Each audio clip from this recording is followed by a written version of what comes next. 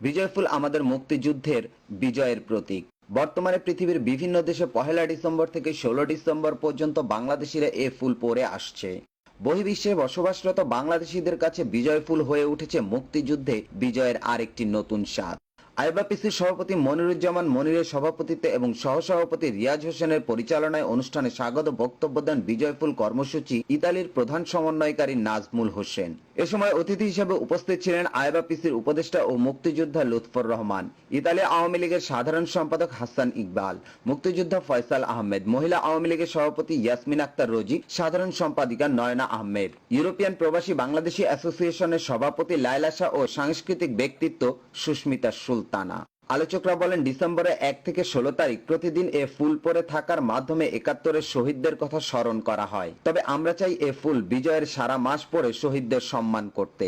আগামী প্রজন্মের কাছে আমাদের গৌরবময় ইতিহাস তুলে ধরতে হবে জানিয়ে তারা আরো বলেন, এই বিজয় ফুল কর্মসূচি বিশেষ করে প্রবাসে বেড়ে ওঠা শিশুদের সবুজের বুকে লাল বৃত্ত মানে অর্থাৎ দেশ, জাতি ও মুক্তিযুদ্ধ সম্পর্কে জানাতে গুরুত্বপূর্ণ ভূমিকা রাখছে।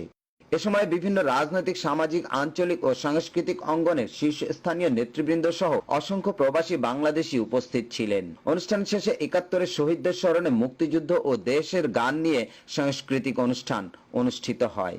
শিমুল রহমান, ধূমকেতু টিভি, ইতালি।